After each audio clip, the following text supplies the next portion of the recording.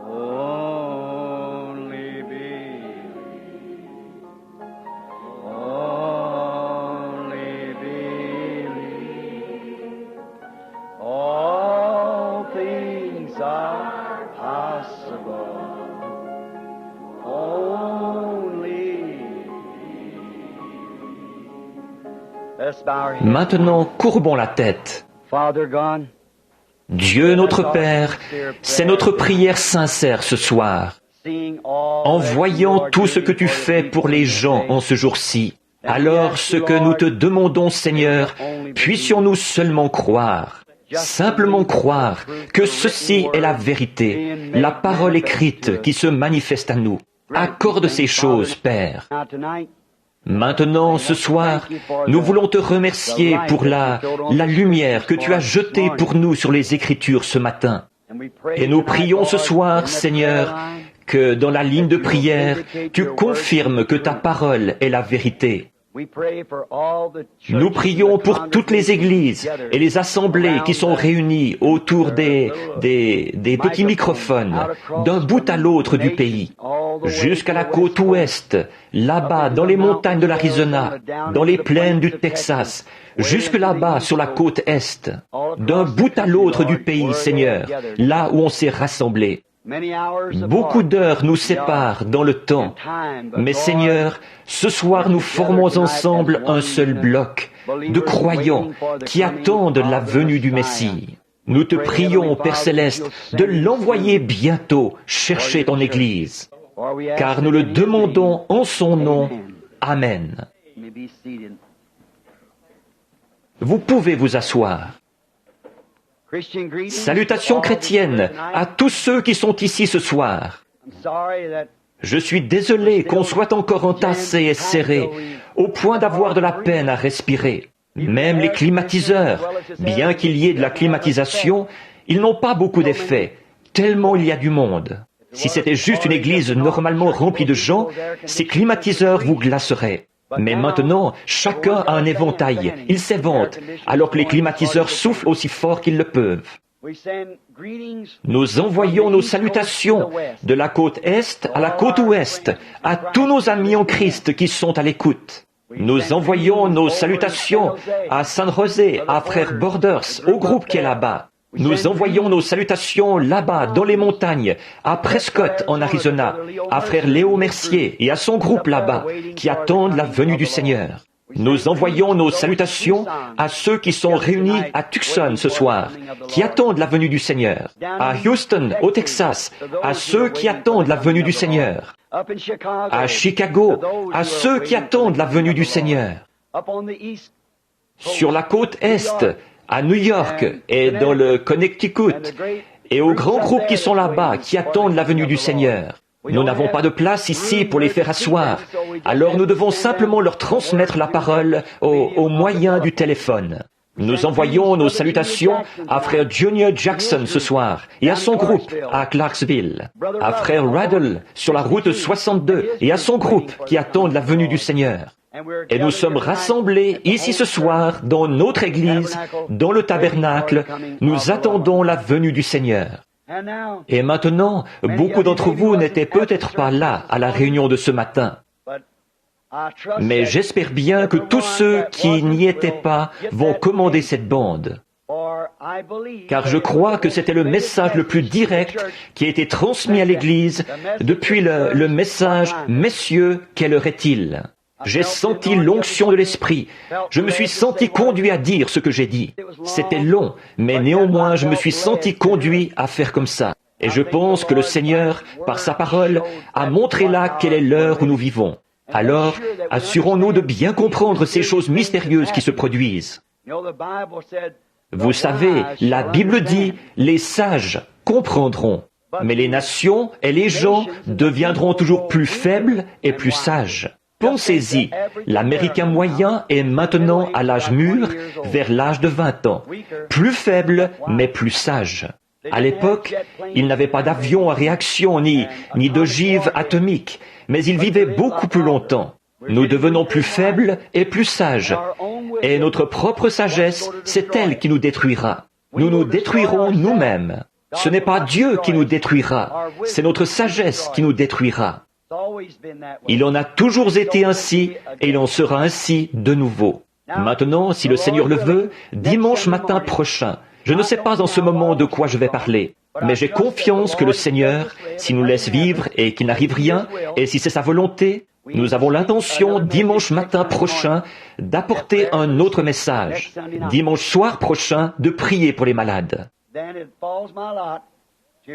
Après, c'est moi qui devrais retourner à la maison, en Arizona, ramener ma famille là-bas pour que les enfants puissent être inscrits à l'école. Ensuite, nous vous aviserons, dès que nous pourrons, des réunions au fur et à mesure, ou des heures des endroits où nous prévoyons être. Alors, que Dieu vous bénisse tous.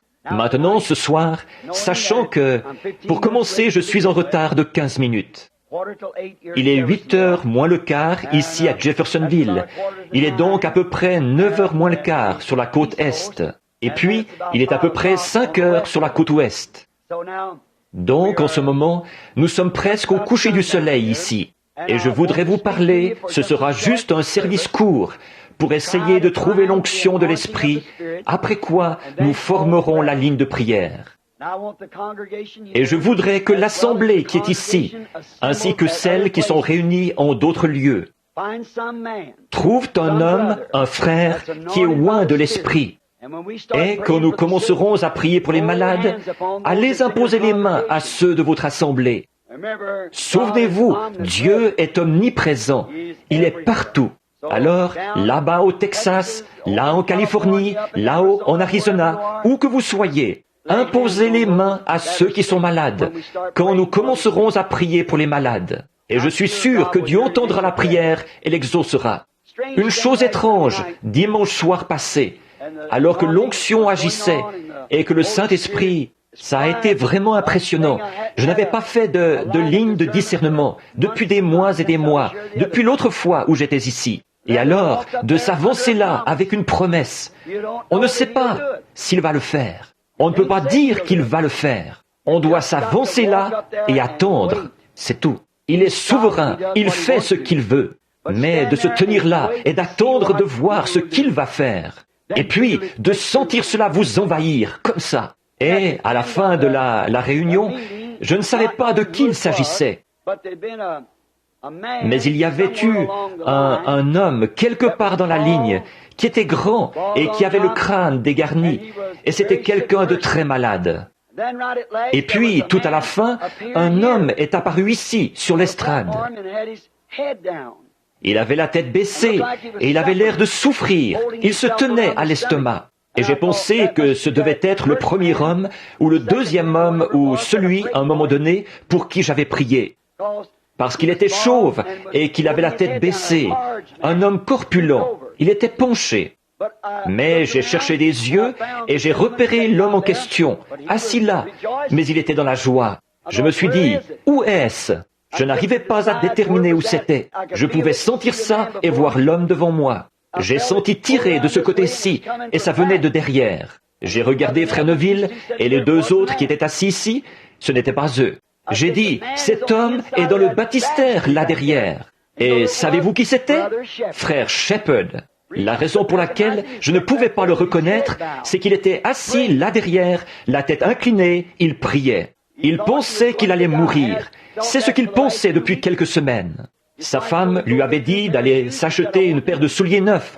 Et il avait répondu, « Je n'en aurai pas besoin, je ne serai plus ici assez longtemps. » Et l'autre jour, il est venu me voir, là-bas, dans la cour, chez Frère Wood. Il poussait des cris et il louait Dieu. Il a dit, je mange du bacon, des œufs, des tomates, tout ce que je veux. En toute humilité, il avait cédé son siège. Il s'était mis là derrière, à l'écart, et il priait. Voyez-vous, vous n'avez pas besoin d'avoir une carte de prière. Tout ce que vous avez besoin d'avoir, c'est la foi. Voyez? Or, je ne savais pas s'il était guéri ou pas. J'ai simplement dit, un homme est en train de prier. Il a quelque chose qui ne va pas. Je pense qu'il a mentionné ce que c'était, des problèmes d'estomac. Et il prie, ici, derrière. Le Seigneur Jésus vous rétablisse. Là, c'est tout ce que je pouvais dire. Ce qu'il y avait, l'attirance, c'était qu'il priait. Je pouvais voir ça, mais ce qui se produit, je ne sais pas, voyez. Par contre, quand vous entendez cela revenir, tout le monde en est conscient. Quand il dit « Ainsi dit le Seigneur », voyez-vous, alors ce n'est plus moi qui parle là, c'est lui. Mais je dis toujours « Jésus-Christ vous a guéri ». C'est exactement la vérité. Il a été blessé pour nos transgressions. Par ses meurtrissures, nous avons été guéris. Voyez? Par contre, quand cela vient, ainsi dit le Seigneur, et qu'il vous dit ce qu'il faut faire et ce qui va arriver, regardez bien ça, il en sera ainsi. Mais quand je dis « Jésus-Christ vous guérit et vous rétablit », croyez-le, parce qu'il l'a déjà dit. Je ne fais que répéter ce qu'il a dit. Et une vision ne fait que répéter ce qu'il a montré. Vous comprenez? Maintenant, espérons que nous allons faire vite et aborder la parole sans plus tarder. Parce que je sais que beaucoup d'entre vous ici ont de nombreux milles à parcourir ce soir. Je prie Dieu de vous bénir, de vous aider et de vous protéger sur les routes.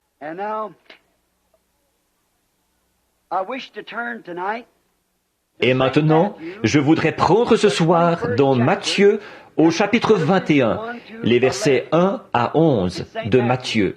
Et maintenant, si vous n'avez pas votre Bible ou si vous voulez noter ces passages de l'Écriture, très bien.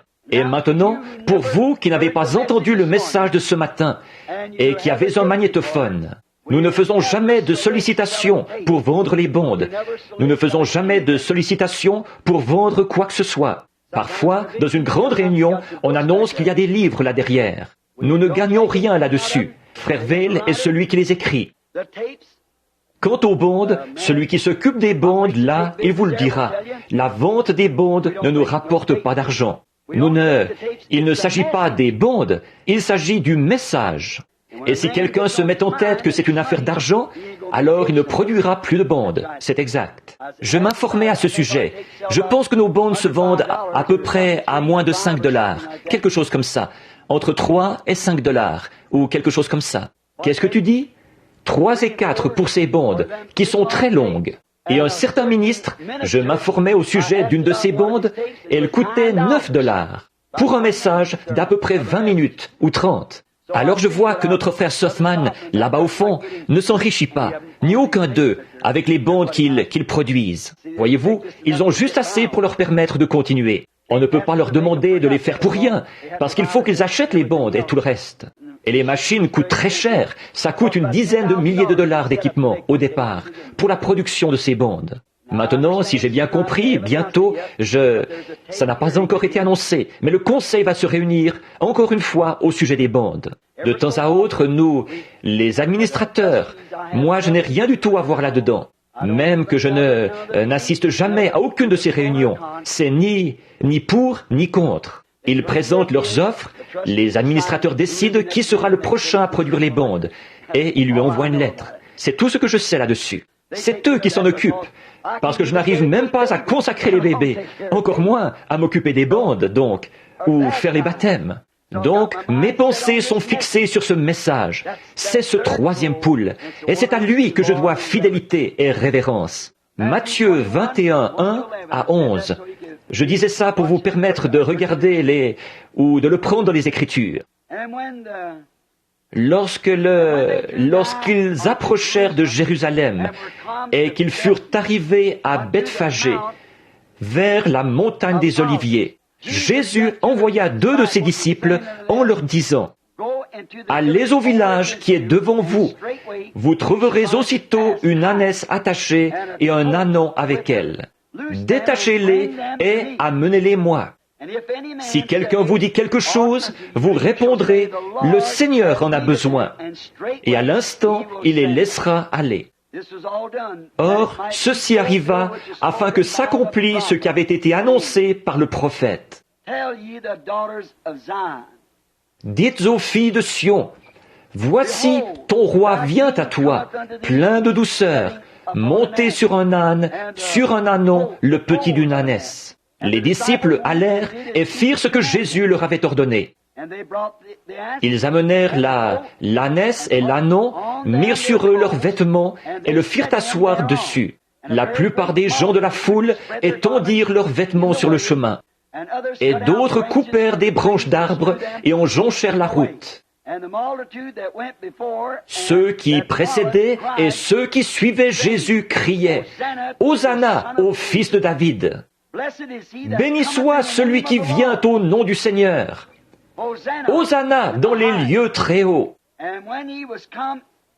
Lorsqu'il entra dans Jérusalem, toute la ville fut émue, et l'on disait « Qui est celui-ci » La foule répondait « C'est Jésus, le prophète, de Nazareth en Galilée. » Maintenant, si je puisais de là un sujet pour une trentaine de minutes, avant de former la ligne de prière, j'aimerais prendre ceci comme sujet. Quelle est l'attraction sur la montagne? Maintenant, la journée avait été très fatigante, très mouvementée, et c'était une journée exceptionnelle. Nous voyons ici Jésus qui monte à Jérusalem, prêt pour participer à la Pâque. La Pâque, c'est là que l'agneau pascal était tué et que le sang était répandu sur le propitiatoire pour servir d'expiation pour le peuple. Il était venu de Bethphagée et il était monté au sommet de la montagne des Oliviers, qui domine une autre petite colline où Jérusalem était construite. Et alors qu'il regardait et qu'il savait que c'était sa dernière visite, c'était le moment où il allait être livré entre les mains des pécheurs et ceux-ci allaient le tuer. Il allait mourir de la mort la plus atroce qu'un mortel ait jamais subie et allait être enseveli. Il allait être trahi par les siens, dont certains étaient là avec lui. Et lui, comme il était Dieu, il savait ce qu'il y avait dans leur cœur. Et il savait dès le commencement qui était celui qui le trahirait. Il savait que cet homme qui était avec lui, qui s'asseyait à ses côtés, qui comptait son argent pour lui et tout, il savait que cet homme-là allait le trahir. Et il savait qu'une cruelle croix romaine l'attendait là-bas. Il savait que l'eau de son corps et le sang de son corps allaient se séparer, et que le sang allait couler de son front en très grosses gouttes comme de la sueur. Il savait tout ce qui l'attendait. Et il se tient là, sur la montagne, les yeux tournés vers Jérusalem. Les gens de l'époque, ce qu'on appelait à l'époque une meilleure classe religieuse, ces gens-là le haïssaient. Les églises de l'époque le haïssaient et le condamnaient, et condamnaient tous ceux qui l'écoutaient. Et s'ils allaient assister à ces campagnes, ils étaient immédiatement excommuniés de la communion au sein de l'Église. Ce n'est pas étonnant que l'Écriture ait dit « Il est venu chez les siens, et les siens ne l'ont pas reçu ». Ceux qui auraient dû l'aimer, ceux qui auraient dû se ranger de son côté, étaient ses ennemis acharnés, les plus acharnés. Et il s'était constitué un petit groupe avec des gens qui étaient pauvres, des pécheurs, des péagers, des gens sans instruction. La Bible dit que certains d'entre eux étaient même ignorants, illettrés. Certains ne savaient même pas signer leur nom. Il n'est jamais allé vers les églises chercher son peuple. Il n'a jamais été d'accord avec aucun des dirigeants des églises. Et, en plus, il se conduisait exactement à la manière d'un prophète. Il condamnait tout ce qu'il faisait, comme l'avaient fait les autres qui l'avaient précédé. En effet, ceux-là avaient été une portion de la parole, et lui, il était la parole dans sa plénitude. Mais au milieu de tout ça, dans chaque âge et par l'intermédiaire de chaque prophète, que ce soit ceux qui avaient été ou ceux qui allaient être, il y aura un certain nombre de personnes qui ont été prédestinées à entendre ce message, et eux, ils le suivront. Ceux-là ne tiennent aucun compte de la masse. Ils ne tiennent aucun compte des critiques de l'incroyant. Ils n'argumentent pas avec eux. Ils ont une seule chose à faire, c'est de croire et de saisir chaque parcelle de cela, tout ce qu'ils peuvent. De s'en imprégner, comme Marie qui s'asseyait aux pieds de Jésus. Marthe préparait son dîner, et Jésus lui a dit, « Mais Marthe, tu te préoccupes tellement des choses de la vie. Mais Marie, elle, à rechercher les choses les meilleures. Voyez-vous, les choses de la vie éternelle. Alors nous voyons que beaucoup de ceux qui avaient compris, ils n'avaient pas de littérature comme nous avons aujourd'hui. Ils n'avaient pas de télévision, ni de téléphone, ni rien d'autre à l'époque. Mais il y avait eu comme une rumeur qui circulait qu'il allait être la Pâque. En effet, beaucoup de gens, ceux qui étaient axés sur les choses spirituelles, ils savaient qu'il était cet agneau pascal, parce qu'il leur avait déjà annoncé les choses qui allaient se produire. Alors, évidemment, comme il savait qu'il allait être là et qu'il l'aimait comme il l'aimait, il l'attendait. Il y avait une foule qui probablement se pressait, se bousculait d'une porte à l'autre, guettant de tous côtés, car il savait qu'à un moment donné il apparaîtrait. Il guettait. D'autres se demandaient ce qu'ils avaient à courir d'une porte à l'autre, ces gens-là. Quelle est l'attraction? Et ils regardaient par ici, et ils regardaient par là, cherchant à voir. Ils avaient l'air de chercher quelque chose, d'être dans l'expectative de quelque chose qui allait se produire. Oh, comme j'aimerais modifier mon sujet quelques minutes pour dire ceci. C'est ça qu'il y a aujourd'hui. Les gens qui attendent sa venue sont dans une grande attente et une grande expectative. Nous pouvons la ressentir, cette pression. Et ils cherchent, ils guettent chaque mouvement et chaque signe. Ils les comparent avec les Écritures. Et quand ils ont reconnu toutes ces choses qui avaient été prédites à son sujet jusqu'à la fin, ils ont su que la fin était proche.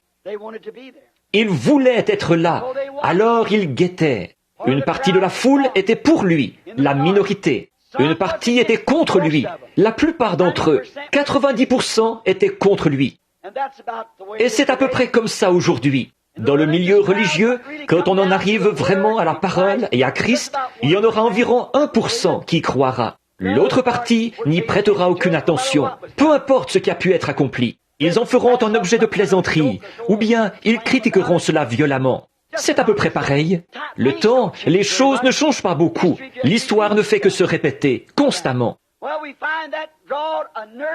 Eh bien, nous voyons que cela crée de la tension nerveuse. Forcément, inévitablement. Ils attendaient, ils se demandaient ce qu'il allait faire quand il arriverait là. Ils voulaient être là pour bénéficier de tout ce qu'il allait faire.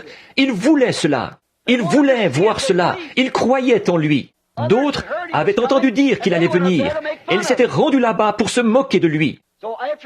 Donc, après toute cette attente énervante, une journée très exceptionnelle, un temps très exceptionnel, alors que les églises dormaient, les gens avaient les nerfs à fleur de peau, il y avait tellement de monde là-bas. Et alors, c'est arrivé. Du sommet de la montagne des Oliviers est venu un petit âne blanc. Il venait, il descendait la colline. Et avec lui, un groupe de gens qui criaient fanatiquement, qui arrachaient les rameaux des arbres et jetaient leurs vêtements sur la route en criant « Hosanna au fils de David, qui vient au nom du Seigneur !»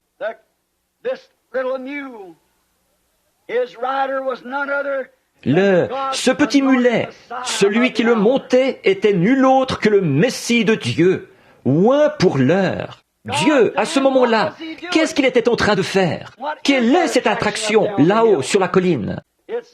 C'est Dieu qui est en train de faire l'histoire, et Dieu qui est en train d'accomplir la prophétie. Et cela crée toujours une attraction. Cela attire tous les critiques, les vautours du message de ce matin, et les aigles aussi. Voyez? Ils se rassemblent pour venir voir ce qui se passe. Certains viennent par curiosité, certains viennent pour trouver des fautes, d'autres viennent pour critiquer. Des gens de toutes sortes se rassemblent, comme nous le disions ce matin, des croyants, des soi-disant croyants et des incroyants. Qu'est-ce qu'il y a sur la montagne? La prophétie est en train de s'accomplir. Maintenant, nous allons voir ce qui se produit. Maintenant, dans le livre de Zacharie, au chapitre 9 et au verset 9, Zacharie, l'un des prophètes, a prononcé par l'Esprit ces mots. « Soyez transportés d'allégresse, filles de Sion, poussez des cris de joie, filles de Jérusalem. Voici, ton roi vient à toi, il est juste, sauveur. Il est humble et monté sur un âne, sur le petit, un ânon, le petit d'une ânesse. » Mais qu'est-ce qui n'allait pas chez ces scribes? Qu'est-ce qui n'allait pas chez ces sacrificateurs? Qu'est-ce qui n'allait pas chez ces gens religieux? Ceci avait été écrit 487 ans avant que ça arrive, par un prophète confirmé. Ça faisait déjà partie des écrits, et c'était appelé la Bible, les rouleaux de l'Ancien Testament. Pourquoi est-ce qu'ils ne pouvaient pas voir que c'était la prophétie qui était en train de s'accomplir? Pour la même raison qu'ils ne peuvent pas le voir aujourd'hui. Ils avaient pris la parole de Dieu et ils en avaient annulé l'effet sur les gens en enseignant comme tradition, comme doctrine des traditions d'hommes. Et le scribe, les prédicateurs, les ministres, des hommes spirituels, soi-disant, des oins, si seulement ils lisaient la Bible, ils ne se demanderaient pas ce qui se passe. Ils sauraient ce qu'il en est. Dieu, en train d'accomplir sa parole. L'histoire était en train de se faire. La prophétie était en train de s'accomplir. Le salut du monde arrivait. Le grand jour que tous les prophètes avaient tant attendu. Tous ceux qui étaient dans la tombe attendaient ce jour. Oh, pensez-y, tous ceux qui étaient morts, tous les justes dont le sang avait été versé, les martyrs et les prophètes. À ce sujet, ils venaient de s'écrier, « Jérusalem, ô Jérusalem, toi qui lapides tous les prophètes que je t'envoie et qui tues les justes, combien de fois ai-je voulu te prendre sous mes ailes ? Comme une poule l'a fait, le ferait pour sa couvée. Mais tu ne l'as pas voulu. Mais maintenant, ton heure est venue. » Tous ceux qui étaient dans la tombe, Abraham, Isaac, Jacob, tous les prophètes, ils attendaient cette heure. Et l'Église était aveugle à cela. Qui est celui-ci qui cause tout ce bruit? Qui est ce gars-là? À un moment donné, ils avaient dit, « N'est-ce pas le fils du charpentier d'ici? Nous le connaissons. D'où lui vient cette sagesse? Mais nous voyons bien qu'il n'est rattaché à aucune de nos écoles. Nous ne connaissons aucun livre dont il aurait tiré son instruction. Qui est-ce? » Il était la réponse à la prophétie du prophète.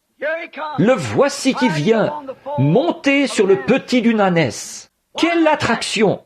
Dieu était en train d'accomplir sa parole promise, l'heure qui était en attente depuis 4000 ans. Dans la Genèse, au chapitre 3 et au verset 15, Dieu avait fait cette prédiction. La semence de la femme écrasera la tête du serpent, mais la tête du serpent lui blessera le talon.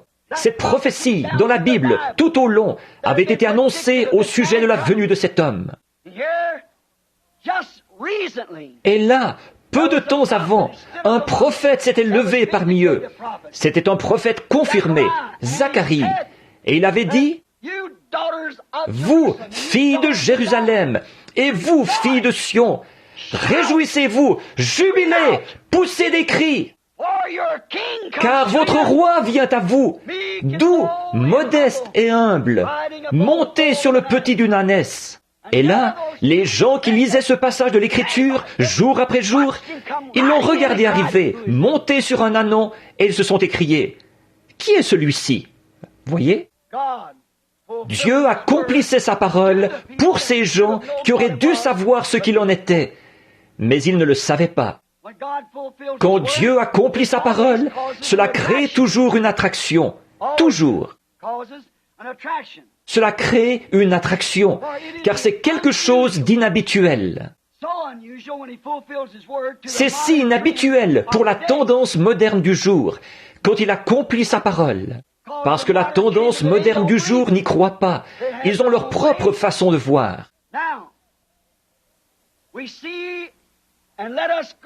Maintenant, nous voyons et retournons dans les Écritures pendant seulement quelques minutes encore pour prendre d'autres événements inhabituels quand Dieu a accompli sa prophétie. Quand Dieu dit quelque chose, il va l'accomplir. Tous les cieux et la terre passeront, mais cette parole ne pourra jamais passer. Donc, cela produit généralement un spectacle inhabituel. Remarquez comme c'est ridicule. La parole de Dieu est adressée à un peuple qui est censé la croire. Et pourtant, elle est si inhabituelle qu'il s'écrie, « Eh bien, qu'est-ce que c'est que ça? Où avez-vous ramassé cette histoire? Qui est celui-ci? Qu'est-ce que c'est que ça? » Alors qu'ils auraient dû crier, « Hosanna, au roi qui vient au nom du Seigneur !» Mais il n'y avait qu'un petit groupe qui faisait ça. Qu'un petit groupe.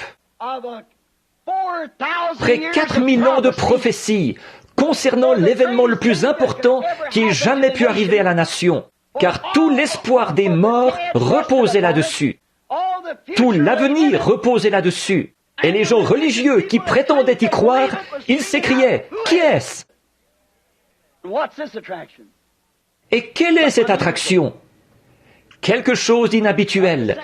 C'est à peu près pareil. Ça ne change vraiment pas. Maintenant, c'est inhabituel. Voyons quelques-unes de ces choses inhabituelles, comme je viens de le dire.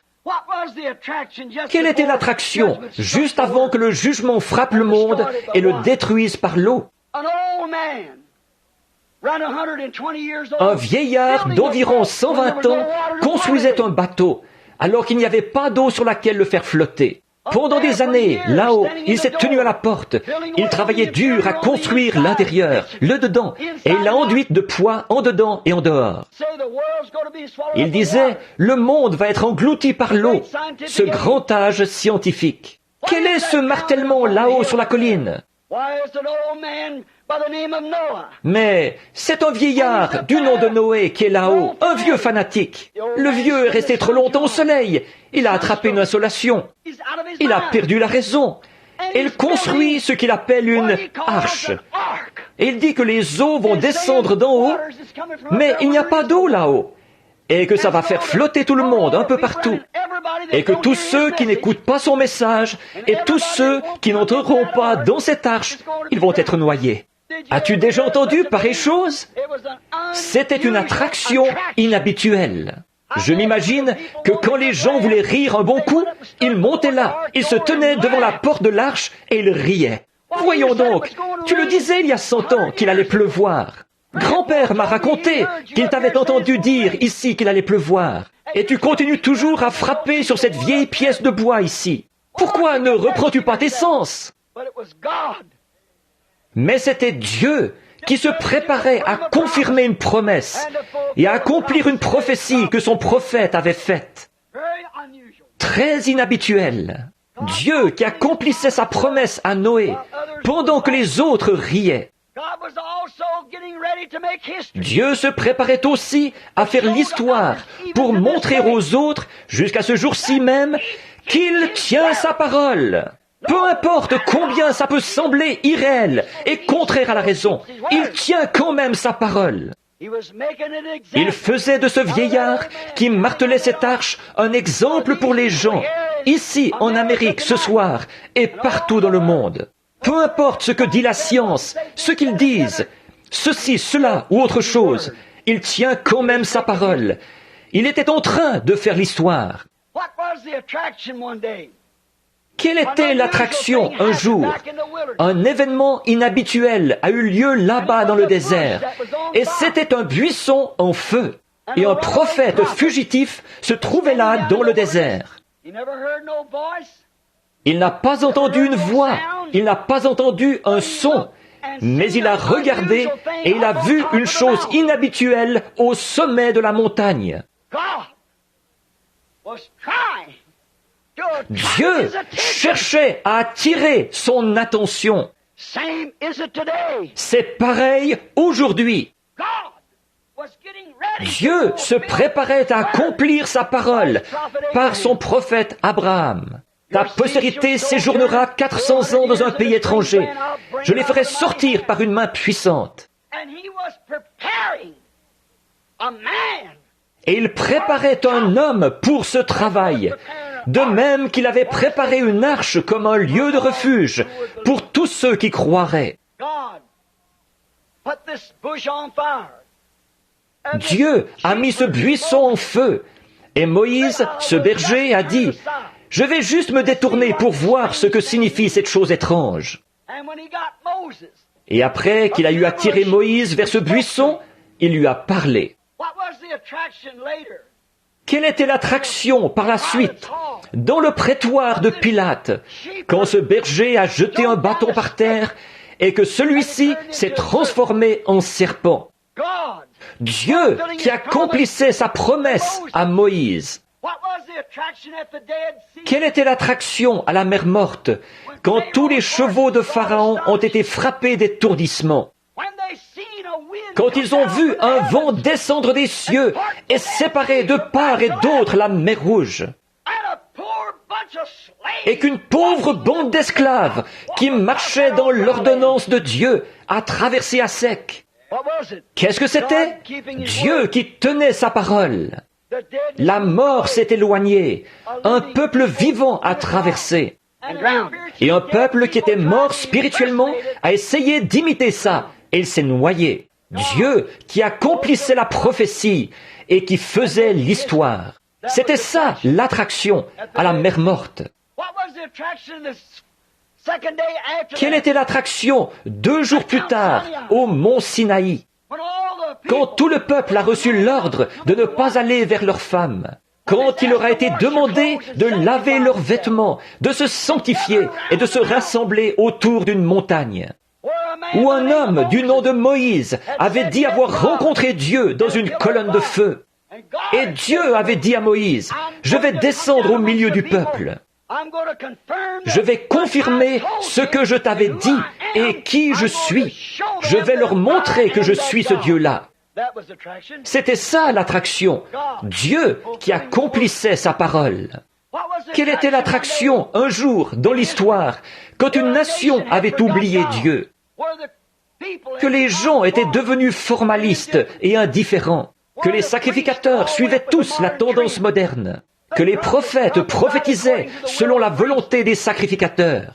Et en ce jour-là, comme toujours, il y avait un homme qu'il prenait pour un fanatique. Il parlait des femmes qui se maquillaient et tout, et il était une espèce de drôle de gars. Et ce vieil homme était descendu dire au roi, « Même la rosée ne va pas venir jusqu'à ce que je la fasse venir. » Et nous voyons ensuite qu'il s'était caché et qu'il avait fui loin de ça, qu'il s'était caché quelque part dans le désert. L'entourage avait pensé que peut-être il était mort de faim ou qu'il avait péri. Mais il avait été très bien nourri et désaltéré aussi. Et le voici qui arrive, et il dit, « Le voyez-vous que j'ai l'ainsi dit le Seigneur ? Maintenant, si vous n'êtes pas encore convaincus, montons au sommet de la montagne et prouvons qui est Dieu. » En effet, il avait reçu du Seigneur une autre vision. Il a dit, « Choisissez-vous un autel et construisez-le, et choisissez des bœufs et immolez-les. Moi, je bâtirai un autel pour le Seigneur, et je mettrai également des bœufs sur le mien. Et nous offrirons, vous et moi, un sacrifice. Et alors, ce sera au Dieu qui est Dieu de répondre. » En aucun cas, il n'aurait fait ça si le Seigneur ne le lui avait pas ordonné.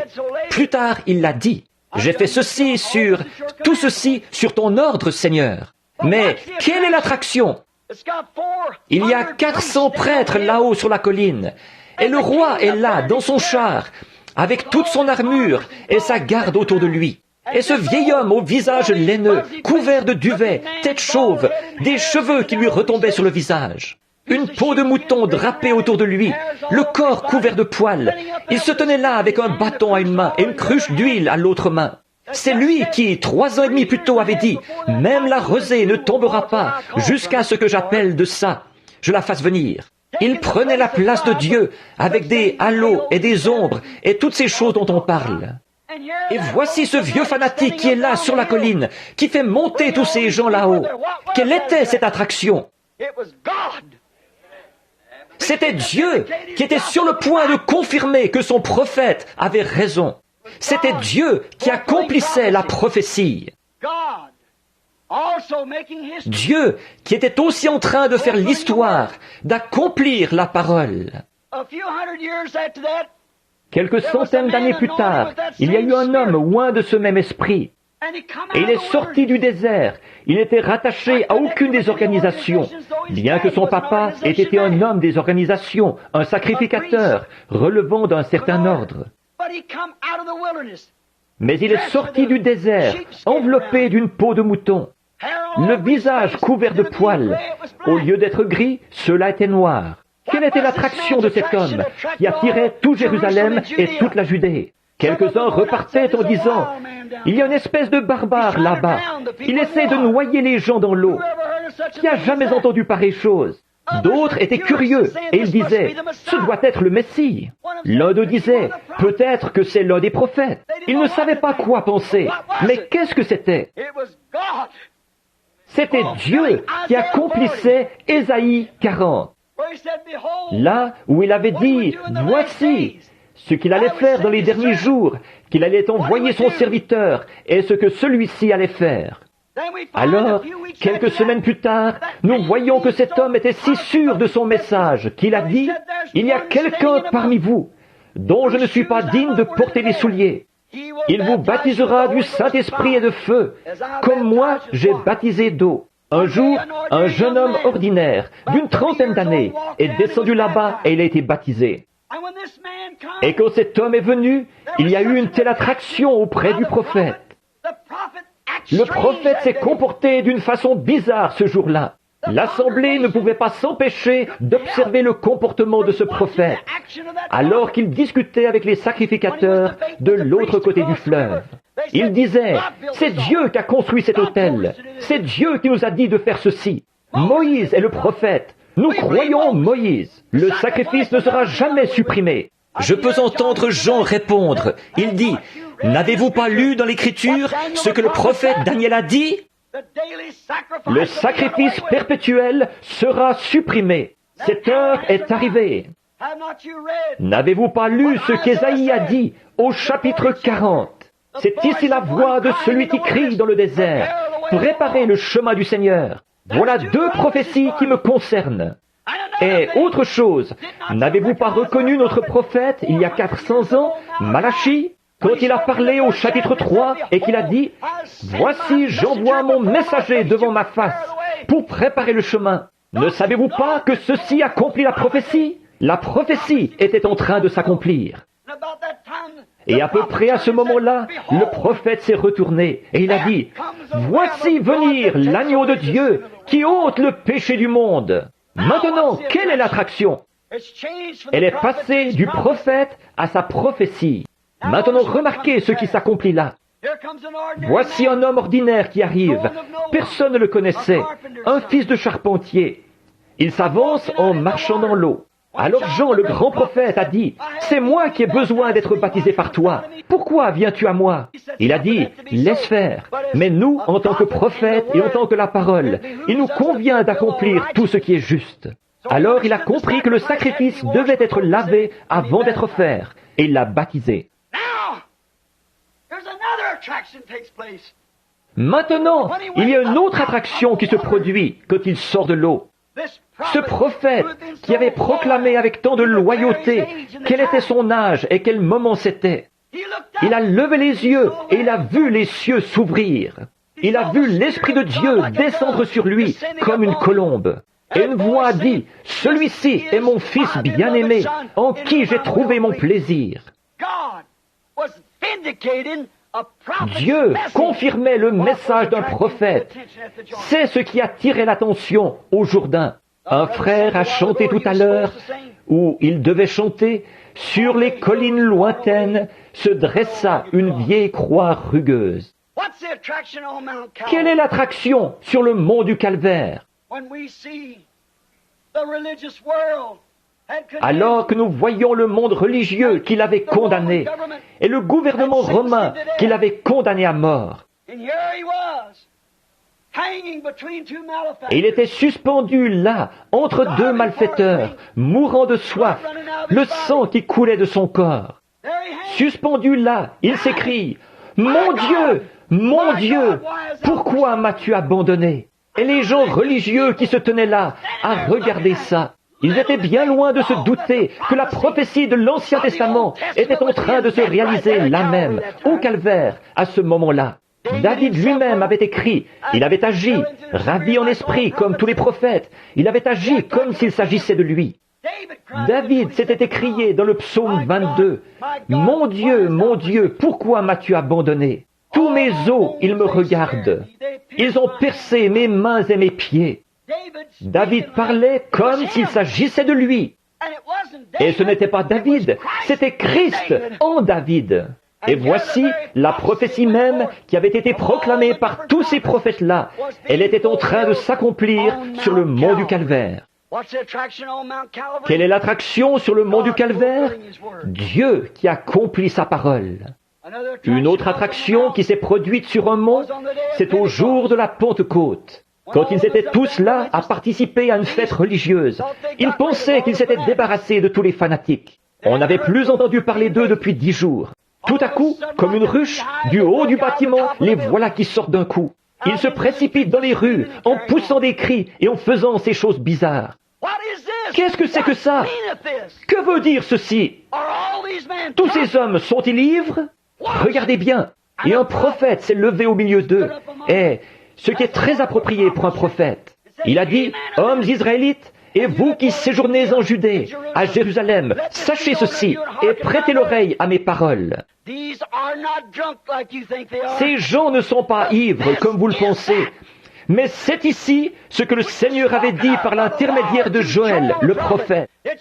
Il arrivera dans les derniers jours que je répandrai mon esprit sur toute chair. » C'était ça l'attraction. Les gens religieux, après avoir crucifié le prince de la vie et tout, encore là, ils n'avaient pas vu la promesse de la venue du Saint-Esprit. L'attraction. Qui est celui-ci? Que veut dire ceci? Qu'est-ce qui leur prend à ces gens? Oh là là, c'est pareil aujourd'hui. Nous allons en laisser de côté une bonne partie pour en venir à cette heure-ci. C'est la même chose aujourd'hui. C'est la même chose qui se passe. La même question est posée. Qu'est-ce que c'est que tout ce tapis? Regardez la rue, d'un bout à l'autre. Des voitures qui viennent du Michigan à la Floride, du Maine à la Californie. Ce matin, quand je suis reparti en voiture, ou juste après-midi, nous descendions la rue, ma femme et moi, et nous regardions les plaques d'immatriculation des voitures. C'est là que j'ai pensé à ce texte. Que veut dire ceci? C'est exactement ce qui a été dit. Où que soit le cadavre, là s'assembleront les aigles. J'ai dit à ma femme, « Chérie, te rappelles-tu le dernier soir où j'ai dû dire au revoir à tout ce qui m'était cher sur la terre pour aller dans les champs de mission, commencer quelque chose que Dieu m'avait dit de faire? Tu as chanté ce cantique-là. Oh, ils viendront de l'Est et de l'Ouest. Ils viennent de lointains pays. À la fête du roi, manger à sa table. Que ces pèlerins sont bénis, contemplant son saint visage, brillant d'un éclat divin, participant de sa grâce, les joyaux de sa couronne. C'est ça l'attraction. Pour la semence prédestinée de Dieu, qui ne peut rien faire d'autre que suivre cela. C'est ce qui compte plus que la vie pour nous. Ôtez-nous la vie, mais ne nous ôtez pas cela. Quelle est l'attraction? Dieu, comme toujours, qui accomplit sa parole. Il accomplit la parole de Zacharie, de nouveau, du prophète Zacharie. Le passage que j'ai lu, le verset 9, tout à l'heure. Quand Jésus est entré dans son temple, monté, ou qu'il est entré à Jérusalem, monté sur un ânon blanc. La prophétie que Zacharie avait prononcée s'est accomplie. Celle-ci, soyez transportés d'allégresse, filles de Sion. poussez des cris de joie, filles de Jérusalem. Voici, ton roi vient à toi. Il est juste et ayant le salut, humble et monté sur un âne, sur l'ânon, le petit d'une ânesse. C'était ça l'attraction à Jérusalem, au quartier général religieux. Maintenant, nous voyons un événement du dernier jour. Prenons juste quelques pages plus loin, dans Zacharie, pour voir ce qu'il a dit à ce sujet. Prenons plus loin là, ce qu'il en est des derniers jours. Ça, c'était l'âge du milieu. Prenons maintenant les derniers jours. Et prenons dans Zacharie, au chapitre 14, à partir du verset 4. Et écoutez, nous allons lire une portion des Écritures, environ 9 versets, de 4 à 9. Écoutez attentivement. Et c'est une prophétie sur sa venue au dernier jour. Maintenant, écoutez attentivement. Ceci est ainsi dit le Seigneur. Ce sont les Écritures, Zacharie 14. Vous vous souvenez de Zacharie 9, ce qui y était dit, et ils n'ont pas reconnu ce qu'il en était. Maintenant, qu'en est-il d'aujourd'hui? Zacharie 14 qui annonce sa venue. Et ses pieds se tiendront en ce jour-là sur la montagne des Oliviers de nouveau, qui est en face de Jérusalem vers l'Orient. Sur la montagne des Oliviers se fondra par le milieu vers le Levant et vers l'Occident. Une fort grande vallée. La moitié de la montagne se retirera vers le nord et la moitié vers le midi. Et vous fuirez dans la vallée de mes montagnes, car la vallée des montagnes s'étendra depuis Hatzal. Et vous fuirez comme vous avez fui au jour du tremblement de terre, au jour d'Ozias, le roi de Juda. Un autre tremblement de terre qui fondra la terre. Si vous voulez consulter une référence biblique ici, remarquez au sujet du verset 5. Ce verset laisse entendre qu'un tremblement de terre fondra la montagne des Oliviers. Et ce fait est confirmé par les passages d'Ésaïe 29, 6 et d'Apocalypse 16, 9. Exactement. Qu'est-ce? Le même prophète qui avait annoncé sa première venue a vu sa seconde venue. Remarquez, comme au jour du tremblement de terre. Vous voyez l'effet que produisent les tremblements de terre? Vous voyez les prédictions à leur sujet? Et l'Éternel ton Dieu viendra, et tous ses saints avec toi. Et il arrivera en ce jour-là, alléluia, en ce jour-là, que la lumière ne sera pas clarté ni nuage. Mais ce sera un jour avec un jour connu de l'Éternel, pas jour et pas nuit.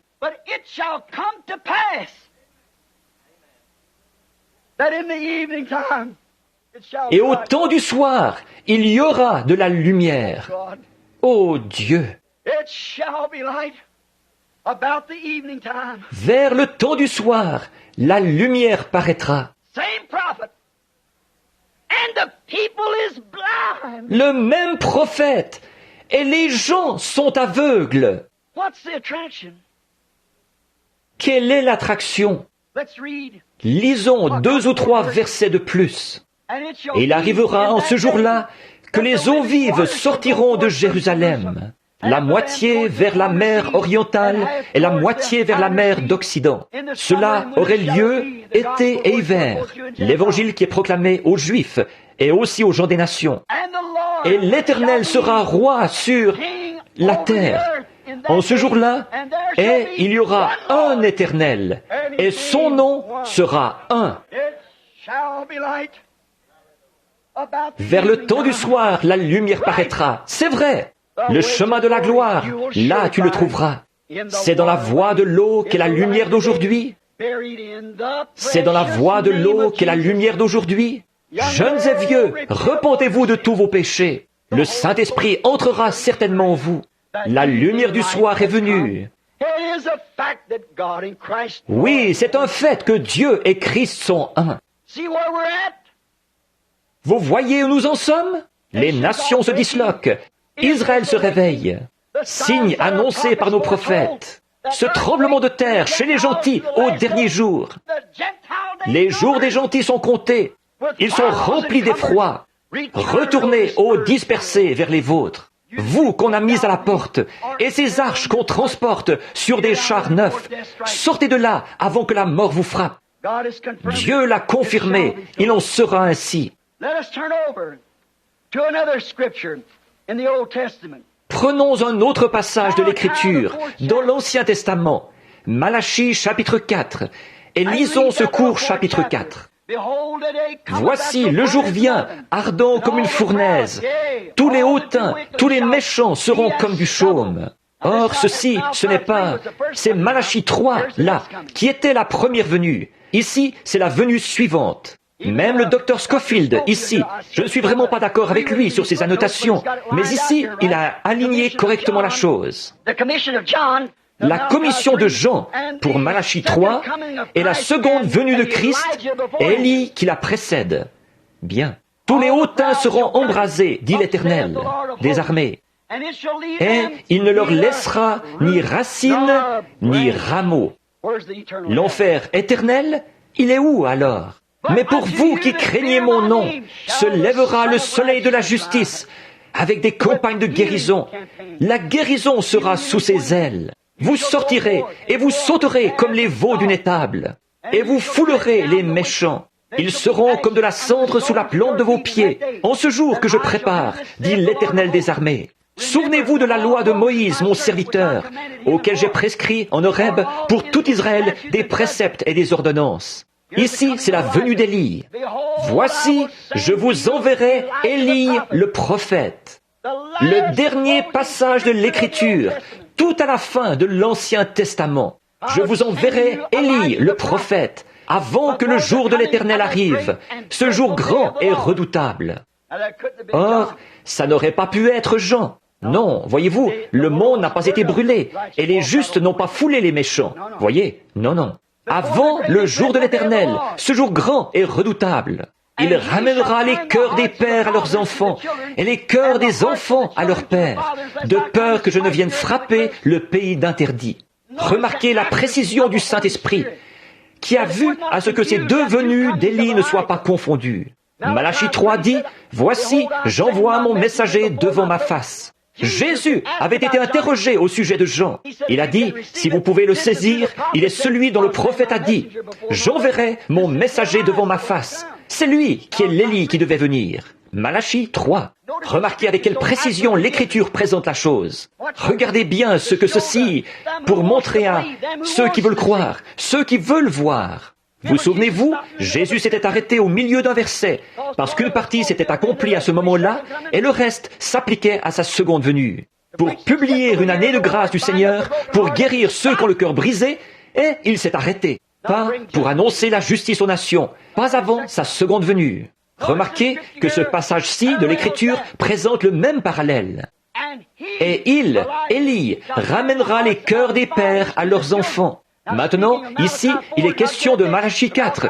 Il ne faut pas les confondre. Ou de Malachie 3. Jean, l'Élie, qui est venu dans les jours qui ont précédé la première venue de Christ, a ramené les cœurs des vieux patriarches, des pères, au message des enfants, au message nouveau.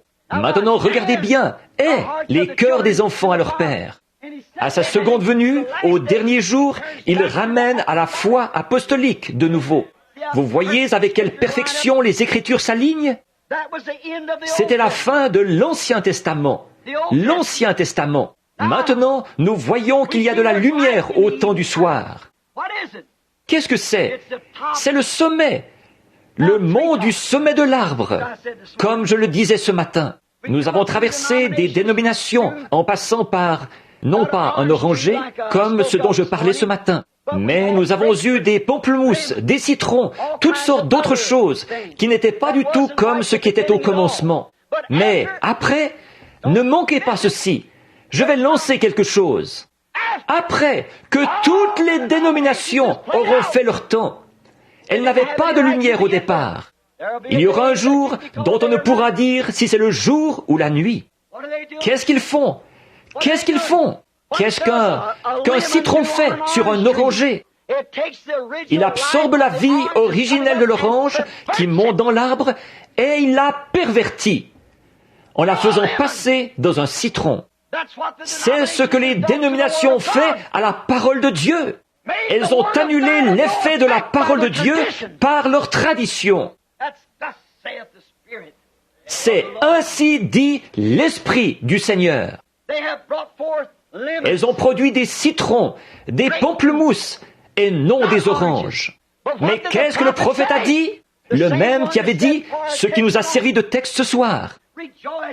Réjouissez-vous, filles de Jérusalem, poussez de grands cris, filles de Sion, car votre roi vient à vous, doux et humble, monté sur le petit d'une ânesse. Remarquez, ce même prophète a dit, il viendra un temps de mûrissement. Le soleil est envoyé sur la terre pour faire mûrir le fruit. Pourquoi est-ce qu'il n'a pas pu mûrir? Il n'y a pas de fruit là à faire mûrir.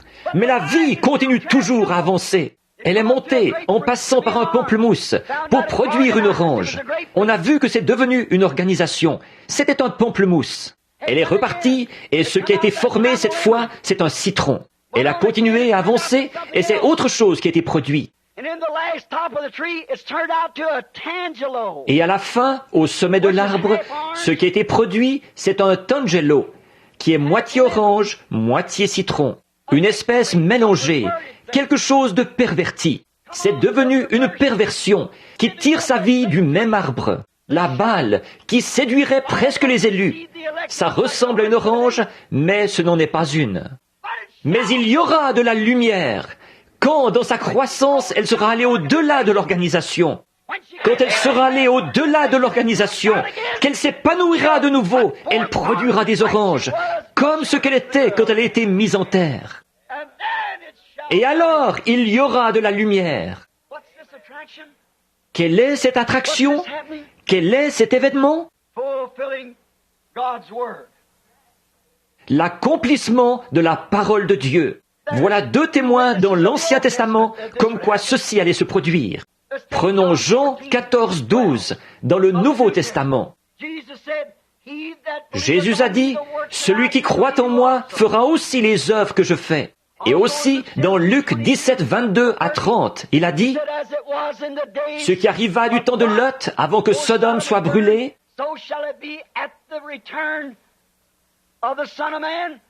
arrivera de même au retour du Fils de l'homme, au jour où le Fils de l'homme se révélera. Oh, vous n'avez qu'à regarder les Écritures. Le Fils de l'homme, Jésus-Christ, le même hier, aujourd'hui et éternellement. Ça s'est développé jusqu'au-delà des dénominations. Ça s'est développé jusqu'à se former au sommet de l'arbre. Qu'est-ce qu'il a dit dans Jean 14 ou 15? Tout sarment qui est en moi et qui ne porte pas le fruit sera coupé et retranché, jeté au feu et brûlé. Mais tout sarment qui portera du fruit sera émondé. Oh, il y aura une véritable pluie de la première saison et de l'arrière-saison au dernier jour sur ce petit groupe qui est venu avec lui, sur ce petit âne. Modeste et humble, sans dénomination, en criant « Hosanna au roi qui vient au nom du Seigneur ». Qu'est-ce qu'il y a aujourd'hui? Quelle est l'attraction sur le mont? Il n'y a pas longtemps, j'étais à la chaire, ici, et il a été dit par le Saint-Esprit, « Le jour viendra où ils planteront un jalon devant ta maison, et ils déplaceront ton portail. C'est pour t'éviter ceci, pour que tu ne te fâches pas. J'ai vu mon portail arraché et posé sur le flanc de la colline. J'ai vu la colline en face de moi, toute creusée. Et il y avait là des planches et tout. Quelque chose les avait démolies. Il a dit, j'ai regardé, et il y avait un petit Ricky. Il était allé là et avait arraché le portail. Il avait fait ça. J'ai dit, pourquoi est-ce que tu ne me l'as pas dit? Il a été insolent avec moi, et je n'ai pas pu m'empêcher de le frapper. Et quand c'est arrivé, j'ai dit, je n'ai pas fait ça depuis que j'ai quitté le ring, mais je veux seulement que tu saches. Et je l'ai claqué. Et quand je l'ai eu terrassé, je l'ai relevé et je l'ai terrassé de nouveau. Je l'ai relevé 3 ou 4 fois et puis je l'ai renvoyé de l'autre côté de la colline à coups de pied. Et alors, je suis allé là-bas et j'ai dit, ce n'est pas bien ça.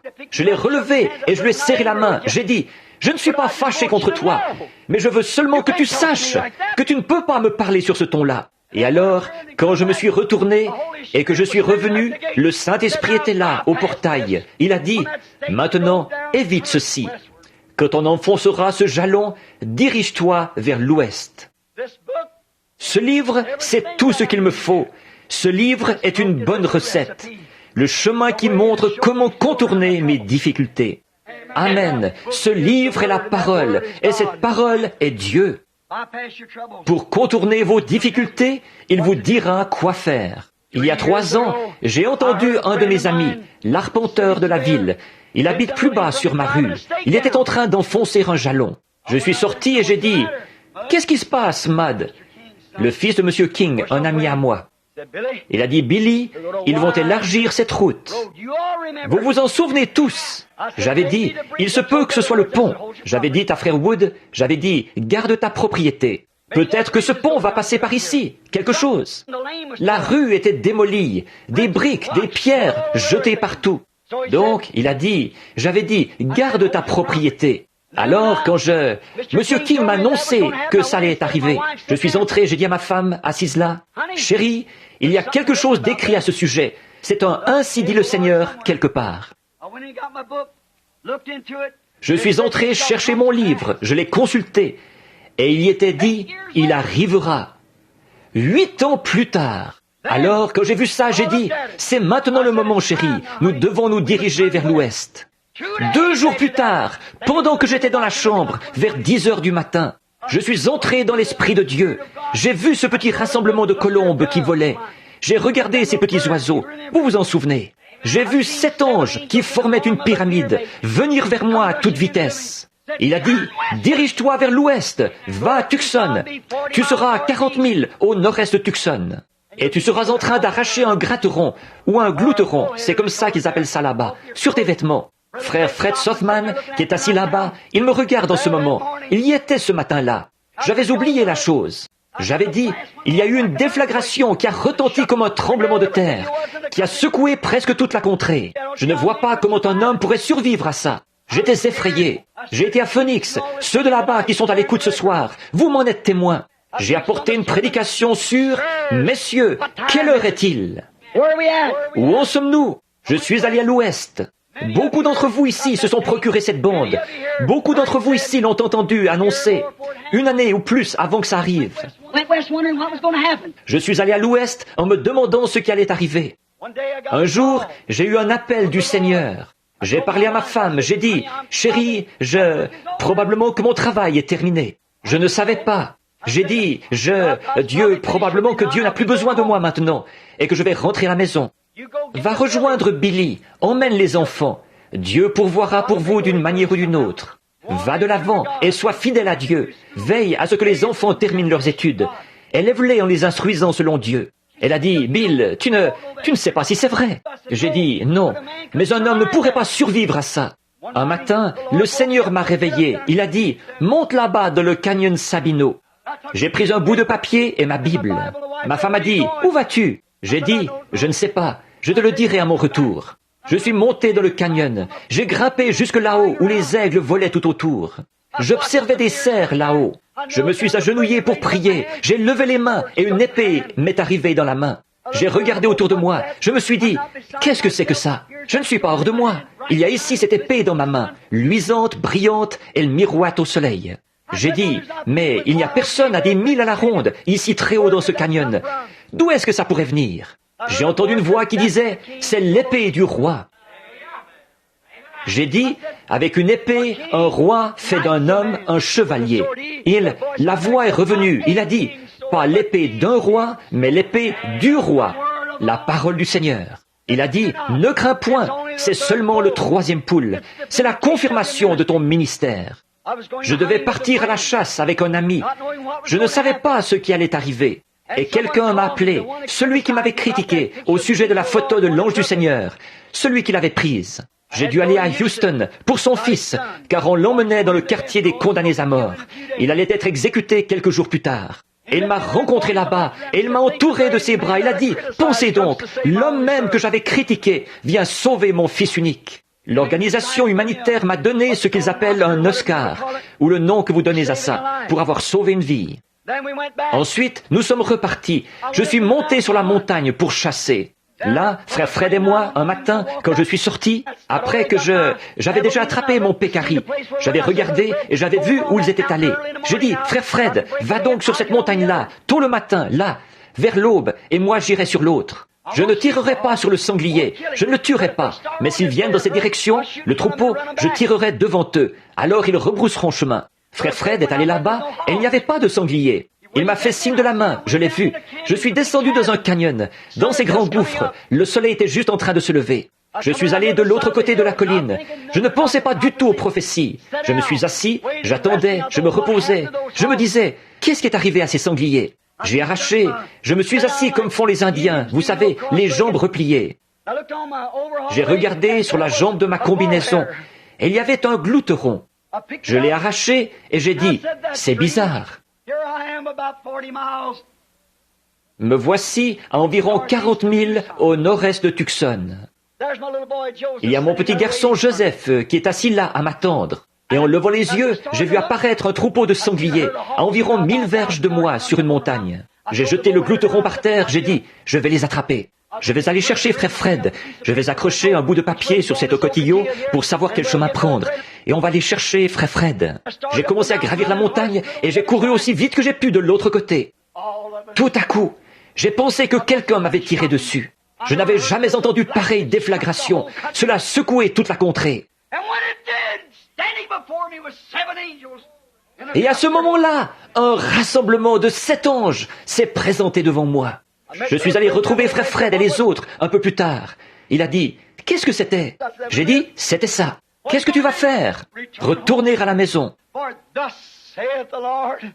Car ainsi dit le Seigneur, les 7 mystères qui ont été cachés dans la Bible pendant toutes ces années, ces dénominations et tout, Dieu va nous dévoiler ces 7 mystères, dont les 7 sceaux. Il y a eu ce cercle qui s'est élevé de la terre, semblable à une brume qui se formait. C'est alors que c'est monté très haut dans la montagne. Cela s'est mis à décrire ce cercle en se dirigeant vers l'ouest, d'où c'était venu. La science l'a retrouvé un peu plus tard. C'était à une altitude de 30 000 et mesurait 25 000 de large. Le cercle décrivait très précisément une pyramide. Et l'autre jour, je me tenais là et j'ai tourné la photo à droite. Et là se trouve Jésus, comme il était dans les 7 âges de l'Église, portant la perruque blanche pour montrer la divinité suprême. Il est l'alpha et l'oméga, il est le premier et le dernier. Il est le juge suprême de toute l'éternité qui se tient là, confirmant le message de cette heure. Et il y aura de la lumière vers le temps du soir. De quoi s'agit-il? Qu'est-ce que c'était?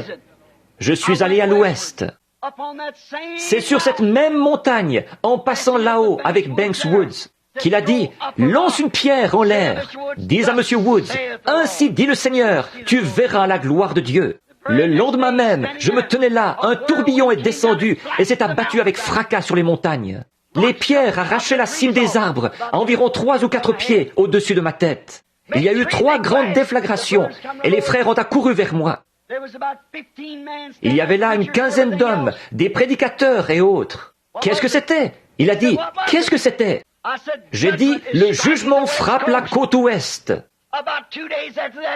Environ 2 jours plus tard, le tremblement de terre a presque englouti l'Alaska. Quelle est cette lumière sur le mont Sunset, dans la forêt Coronado en Arizona? Quelle est cette chose étrange qui est arrivée là-haut, qui a fait que des gens sont venus de l'Est et de l'Ouest en voiture, ramasser les pierres qui se sont retrouvées près de l'endroit où cela a frappé? Et chacune d'elles, chacune de ces pierres, là où cela l'a arraché, elle a 3 angles. Les 3 sont un. Elles ont été posées sur des bureaux, posées comme presse-papier, partout dans le pays. Quelle est cette chose étrange sur le mont Sunset, dans la forêt Coronado? Junior Jackson est à l'écoute. Vous vous souvenez du songe qu'il avait eu et que j'avais interprété, allant vers le coucher du soleil. Et ceci s'est arrivé sur le mont Sunset. C'est le temps du soir, le temps du coucher du soleil. Le message du coucher du soleil au déclin de l'histoire, A setting of prophecy, brother. ou plutôt au déclin de la prophétie qui s'accomplit. And it shall be light at the evening time. Il y aura de la lumière au temps du soir sur le mont Sunset, dans la forêt Coronado, à 40 000 au nord de Tucson. Allez consulter la carte et voyez si c'est bien là, le pic Sunset. C'est exactement là que c'est arrivé. Je ne l'avais pas su avant l'autre jour. Tout ce qui, cela ne mourra jamais. Cela se déroule dans un mouvement continuel. Depuis l'événement lui-même jusqu'à la photo, Jésus qui se tient là à nous regarder. Et maintenant, précisément sur le mont Sunset. Et la lumière du coucher du soleil, la lumière du soir est venue. Dieu qui se confirme lui-même. Qu'est-ce que c'est? Les fêtes sont là. Dieu et Christ sont un. Blanche. Combien ont vu ça? La perruque blanche qu'il portait, ce dont nous avons parlé dans Apocalypse 1. Voyez-vous, la divinité suprême, l'autorité suprême. Pas d'autre voix, pas d'autre Dieu, rien d'autre. En lui habite corporellement la plénitude de la divinité. Angels themselves. Les anges eux-mêmes formaient sa perruque. Amen. What's happened up on Mount Sunset? Qu'est-il arrivé sur le mont Sunset? Dieu qui confirme sa parole. C'est la raison de tout ce bruit. Notice. Remarquez, c'est Dieu qui accomplit de nouveau sa parole promise, d'Apocalypse 10, 1 à 7, et qu'au jour de la proclamation du message du septième ange, le mystère de Dieu serait mené à terme. Le mystère caché d'Apocalypse 10, 1 à 7, le dernier message au dernier âge de l'Église. Ce qui accomplit exactement, en cet âge, Luc 17, 30, le jour où le Fils de l'homme se révélera. Et il s'élèvera de faux prophètes et de faux Christ qui montreront de grands signes et des prodiges, au point de séduire les élus, si c'était possible. Les gens sont encore dans le doute, et, comme d'habitude, l'Église est toujours aussi intriguée. Et la science, partout à Tucson, ils écrivent encore des articles et ils les publient dans le journal. Tout là-bas, sur le mont Lemmon, ces grandes caméras n'ont pas vu cela s'élever de là où nous nous tenions. Cela s'est déplacé lentement vers l'ouest, montrant que le temps est fini. Cela ne peut parcourir qu'une courte distance là-bas. C'est la côte ouest. Le jugement a frappé en plein dans la direction où c'est allé. C'est monté tout droit au-dessus de Phoenix et a continué son parcours jusqu'à Prescott et dans les montagnes, jusqu'à la côte ouest, en continuant à monter directement jusqu'en... Où allait-il? Directement en Alaska. Alors que le grondement de tonnerre se fait entendre, ils allaient tout droit dans cette direction-là. Et les observatoires et tous les gens de Tucson se posent encore des questions. La recherche scientifique essaie de découvrir ce que c'est. Tellement haut qu'il ne peut pas y avoir de brouillard, ni de brume, ni rien là-haut. Qu'est-ce qui a produit ça? Où est-ce? Ils sont tout aussi intrigués par cet halo surnaturel suspendu là dans le ciel qu'il l'avait été quand les mages sont arrivés en suivant une étoile et qu'ils ont dit « Où est le roi des Juifs qui vient de naître ?» Qu'est-ce que c'était? Dieu qui accomplissait sa parole. Un astre s'élèvera de Jacob. Et le Dieu du ciel a promis que le temps du soir aurait les lumières du soir. Il y a 3 ans, ce mystère était une prophétie. Monsieur, quelle heure est-il? Mais maintenant, c'est de l'histoire. C'est du passé. La promesse s'est accomplie. Monsieur, quelle heure est-il? Et quelle est cette attraction? Dieu qui accomplit sa parole. Il est le même hier, aujourd'hui et éternellement. Prions.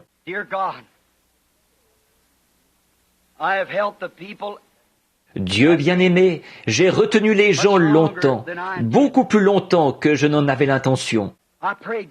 Je prie au Dieu que quelque chose aura été dit ou fait pour amener les gens partout à comprendre. Et qu'en voyant et en comprenant, ils puissent croire que tu es le vrai Christ. Et que les paroles qui sont en train d'être confirmées sont la confirmation que sa parole est parfaite et qu'elle s'accomplit en sa saison. Maintenant, Seigneur Jésus, selon tes propres paroles, tu as dit que le monde serait dans un état sodomite. Nous savons ça, nous pouvons le voir. Et tu avais dit en ce jour-là ce qui arriva à Sodome. Il y a eu 3 messagers qui ont été envoyés au monde des nations et au monde des Hébreux. et l'un d'eux, qui était Dieu lui-même, le Fils de l'homme, s'est révélé dans une forme humaine et a accompli un miracle en ce qu'il a dit à Abraham, ce que Sarah faisait derrière lui dans la tente. Tu as dit que cela se reproduirait de nouveau, quand le monde des nations tout entier serait dans un état sodomite. Et nous y sommes, Seigneur. D'autres prophéties confirment la même chose. Élie qui serait envoyé dans les derniers jours, l'esprit d'Élie sur la terre, pour ramener les cœurs des pères ou des enfants à leurs pères. Et je te prie, ô Dieu, de confirmer en cette heure ta parole, selon laquelle tu es le même hier, aujourd'hui et éternellement. Accorde-le, Père. Ils sont tous à toi. Je te prie d'accorder ces bénédictions et de confirmer ce qui a été dit pour la gloire de Dieu. Au nom de Jésus-Christ, Amen.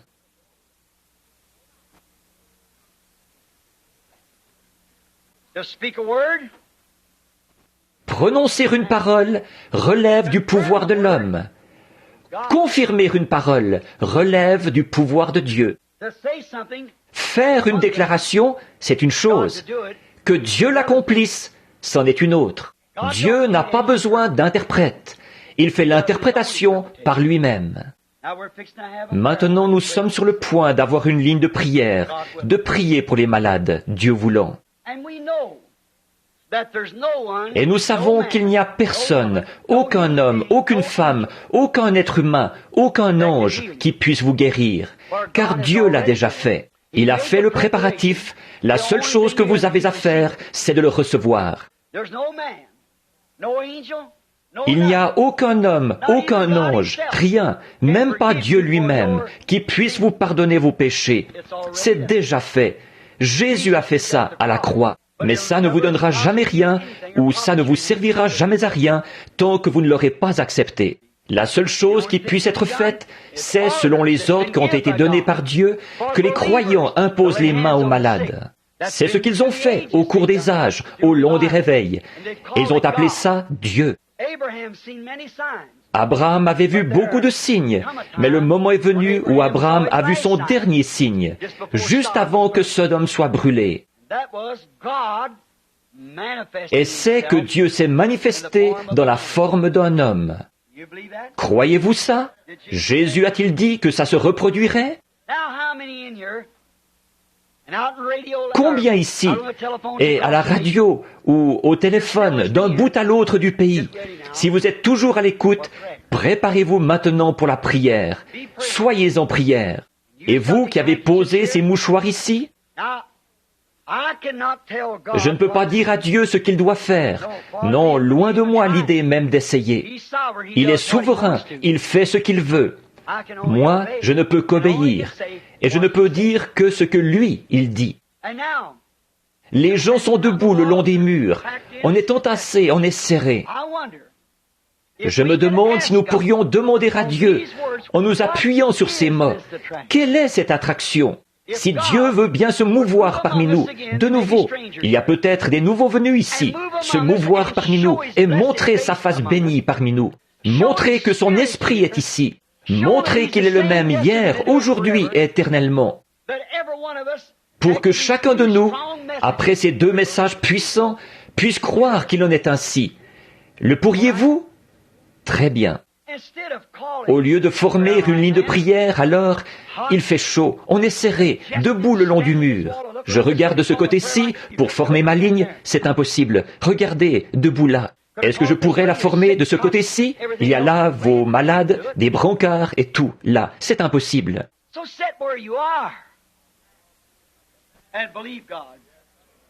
Alors, restez assis où vous êtes et croyez Dieu. Si vous avez une carte de prière, gardez-la, elle pourra servir.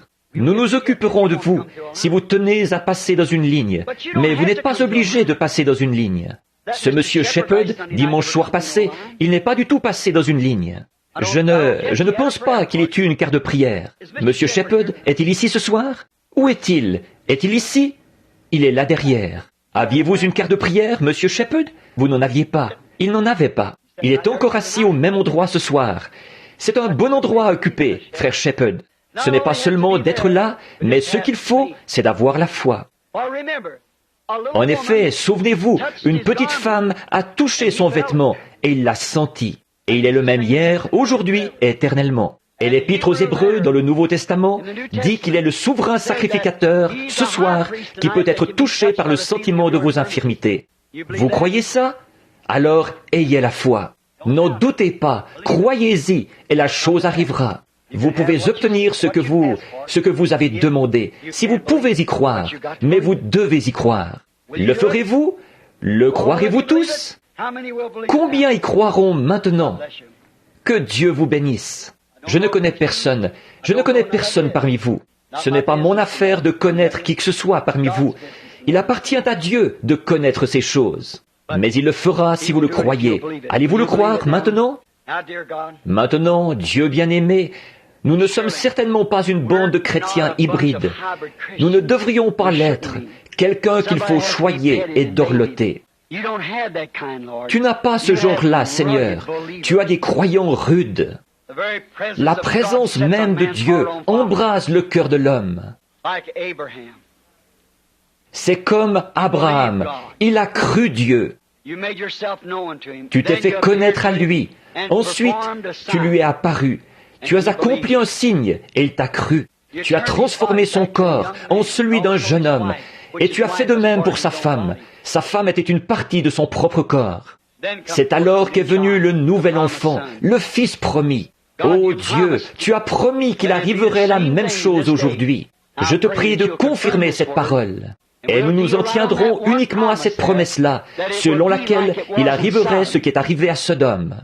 Juste avant que Sodome soit brûlé et que le jugement frappe Sodome, le monde des nations. De même aussi le jugement est sur le point de frapper le monde des nations. Et les Juifs ont 3 ans et demi de plus, pendant la période de la tribulation, la détresse de Jacob, la suite des 70 semaines de Daniel.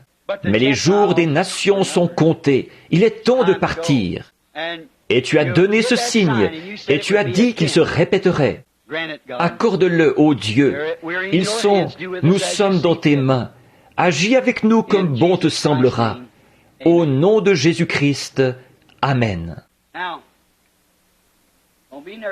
Ne soyez pas tendus.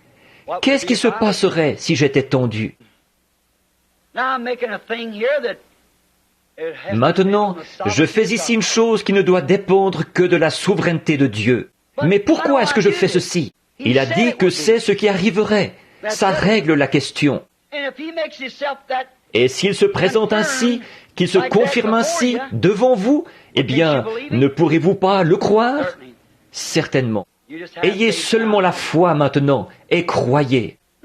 Je vais simplement promener le regard pour voir où le Saint-Esprit conduira, ce qu'il fera. Je ne sais pas ce qu'il fera, cela dépend de lui.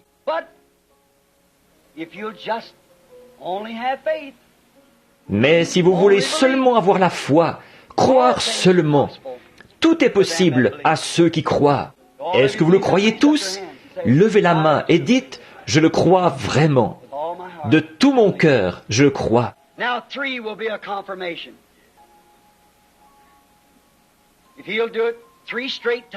Maintenant, 3, ce sera une confirmation. S'il le fait 3 fois de suite, pour vous prouver que c'est vrai. Peu m'importe où vous êtes, qui vous êtes, vous ayez seulement la foi et croyez.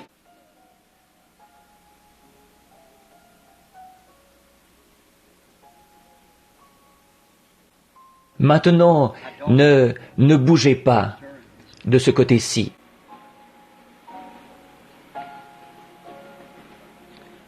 Vous, madame, qui êtes en train de prier, je ne vous connais pas.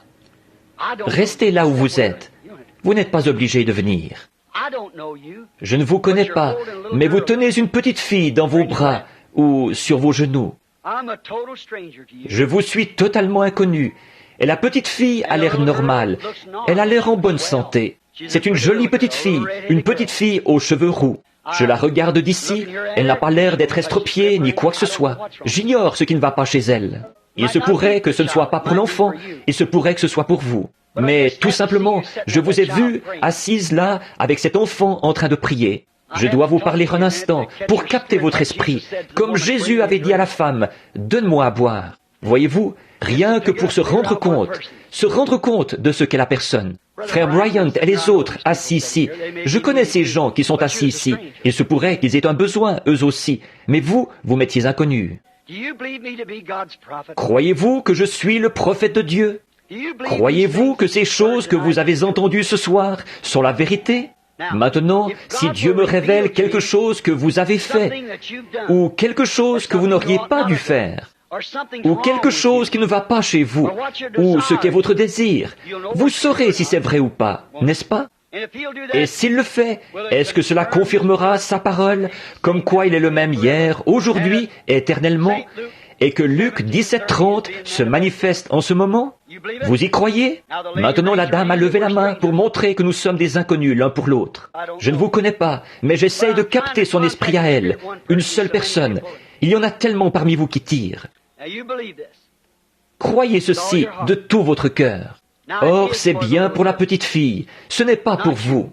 Vous souffrez de nervosité, mais ce n'est pas la nervosité qui vous tracasse. La chose qui vous tient à cœur, c'est cette petite fille. Et croyez-vous que Dieu peut me dire ce qu'il y a? Vous le croyez? Est-ce que ça vous aiderait? Est-ce que vous croiriez alors? C'est une lésion cérébrale, pas vrai? Maintenant, posez votre main sur la tête de la petite. Votre main. Dieu bien-aimé, tu as dit, voici les signes qui accompagneront ceux qui auront cru. Ils imposeront les mains aux malades et les malades seront guéris. Cette femme est une croyante. Sa main est posée sur l'enfant. Puisse-t-elle guérir. Au nom de Jésus-Christ, j'adresse cette prière. Amen. Maintenant, est-ce que vous croyez, vous tous? Si tu peux croire, tout est possible, certainement.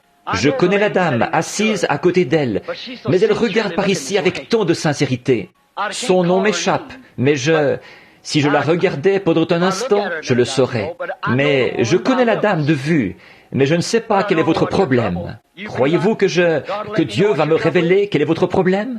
Est-ce que ça vous aiderait? Le diabète sucré. Maintenant, si c'est vrai, levez la main. Certainement. Il se trouve que la dame étendue, assise à côté de vous, souffre de la même chose. Elle m'est inconnue. L'autre dame prie pour quelqu'un, un enfant estropié. Croyez de tout votre cœur, et Dieu l'accordera. Quelqu'un ici derrière, un homme assis là, essaye de cesser de fumer la cigarette. Croyez-vous que Dieu va vous en délivrer? Très bien. Vous croyez? Vous pouvez le recevoir. Je n'avais jamais vu cet homme de ma vie. Voici un homme. Voyez-vous cette ombre noire suspendue au-dessus de cet homme, juste ici, couché sur un genre de brancard ou une chaise? Il se meurt. Il est couvert d'une ombre. Il a un cancer. Je ne connais pas cet homme. Je ne l'ai jamais vu. Dieu connaît tout à votre sujet. C'est la vérité, monsieur. Croyez-vous que Dieu pourrait me révéler quelque chose à votre sujet? Est-ce que ça vous aiderait à recevoir votre guérison?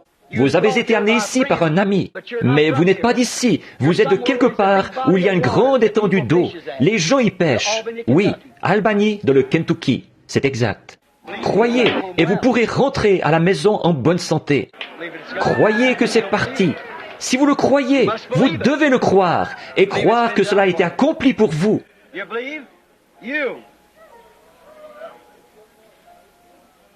Vous croyez? Vous, du Tennessee, vous avez un garçon qui a de l'asthme. Il n'est pas ici. Mais croyez-vous qu'il sera guéri? Alors, apportez-lui votre mouchoir, là, dans votre main. Il sera guéri si vous le croyez. La dame qui pleure, qui est assise là, du côté opposé à celui où se trouve le Dr. Vail. Elle est également couverte d'une ombre noire. Je n'ai jamais vu cette femme de ma vie, mais elle a le cancer. Elle mourra si rien n'est fait pour elle. Croyez-vous qu'il va vous guérir, madame? Le pouvez-vous? Vous pouvez recevoir votre guérison, si seulement vous croyez. Il y a une petite dame assise juste derrière elle, avec un mouchoir sur la bouche. Elle a un estomac ulcéreux aussi, malade. Vous avez des pertes de conscience, des éblouissements, des évanouissements. Quelqu'un vous a amené ici. Got female trouble. Vous avez un problème gynécologique. Si vous croyez, vous pourrez rentrer à la maison, être en bonne santé. You, young man, Vous, jeune homme, vous êtes un étranger, assis juste ici devant moi, en train de me regarder. Vous êtes quoi? Portoricain? Ou quelque chose comme ça? Oui, ce que je voulais dire. Je vous suis inconnu. Ça, vous le savez, vous n'êtes même pas de mon pays. Mais croyez-vous que Dieu peut vous accorder le désir de votre cœur? Si je vous dis quel est votre désir, le recevrez-vous? you're seeking the baptism of the Holy Vous Ghost. cherchez le baptême du Saint-Esprit. C'est vrai. Receive the Holy Ghost, my brother. Recevez le Saint-Esprit, mon frère. Here's a colored man sitting way back here. Voici un homme de couleur, assis au bout, ici. Il a un fardeau sur son cœur. C'est au sujet de sa femme. She's not here yet. Elle n'est même pas ici. She's got trouble with her feet. Elle a un problème aux pieds. You believe he'll heal her? You do? Croyez-vous qu'il va la guérir? Le croyez-vous? You're a stranger here. Vous êtes un étranger ici. Vous venez d'outre-mer. Vous venez de la Jamaïque. Croyez-vous que Dieu peut me dire qui vous êtes? Mr. Brady. Monsieur Brady. You believe? Croyez-vous? Jesus Christ is the same yesterday. Jésus-Christ est le même hier, aujourd'hui et éternellement. This lady sitting Cette right there dame, with her hip. assise là-bas au bout, ici, à côté de Madame Wright, là, elle a un fardeau sur son cœur. She's praying for a daughter. Elle prie pour sa fille. Elle est sur le point d'être opérée. You believe with all your heart for her? Croyez-vous de tout votre cœur pour You elle? won't need it. Elle n'en aura pas besoin si vous l'amenez à y croire. Je ne peux pas guérir. Way back down in the nursery. Tout au fond, là-bas, dans la nurserie, je vois l'Esprit du Seigneur, un ange, une lumière qui se déplace dans la nurserie. It's over a young woman. Elle est au-dessus d'une jeune femme et elle a un problème spirituel au sujet duquel elle se pose des questions. Je ne sais pas pourquoi, mais il me semble que je devrais connaître cette femme. A young woman. She's also C'est got une a jeune female femme. Elle a aussi des troubles gynécologiques. Yes. Her name is Mrs. Oui, son nom c'est Madame West, de l'Alabama. Madame David West. Believe. God will Croyez, Dieu vous l'accordera. It shall be light. Il y aura de la lumière, et au jour où le Fils de l'homme se révélera. Si ce n'est pas là, Jésus-Christ le même hier, aujourd'hui, éternellement, alors je n'en sais rien. Croyez-vous cela? All things are Tout est possible à ceux qui croient. Maintenant, vous qui êtes à l'écoute, grâce au microphone, d'un bout à l'autre du pays, et dans ce tabernacle, combien d'entre vous vont lever les mains et dire « Je suis un croyant ». Maintenant, vous, là-bas, dans les autres contrées, tout le monde ici a les mains levées. Et quelque part, là-bas, dans le pays, vous avez sans doute les mains levées. Maintenant, fermez les yeux, posez simplement votre main sur quelqu'un à côté de vous. Take a hold of their hand. Lay it upon their shoulder. Prenez leurs mains, posez-la sur leur épaule. I got my hands on the handkerchiefs. J'ai mes mains posées sur les mouchoirs. Look what's been Regardez done ce today. qui a été accompli aujourd'hui. Look what's done now. Regardez ce qui est accompli maintenant. Beholding his hallowed Contemplant son saint visage, face, a glow brillant of d'un love éclat divine. divin, Blessed partakers of his grace, as gems participant de sa crown grâce, shine. les joyaux de sa couronne. Now pray. Let's pray. Maintenant, priez. Prions partout. Dear God, Dieu bien-aimé, l'heure est arrivée. What meaneth this? Que veut dire ceci? God fulfilling his Dieu word. qui accomplit sa parole. What's the attraction, Quelle est Lord? l'attraction, Seigneur? C'est Dieu qui accomplit sa parole. What is this out across Qu'est-ce the qui nation? fait que, d'un bout à l'autre du pays, au moyen du téléphone, des centaines de personnes se sont imposées les mains les uns aux autres, d'un bout à l'autre du pays, d'une côte à l'autre, du nord au sud, de l'est à l'ouest?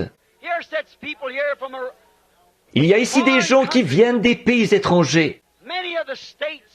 de plusieurs États, du Mexique, du Canada, et nous nous sommes imposés les mains les uns aux autres. God, Dieu qui accomplit sa parole.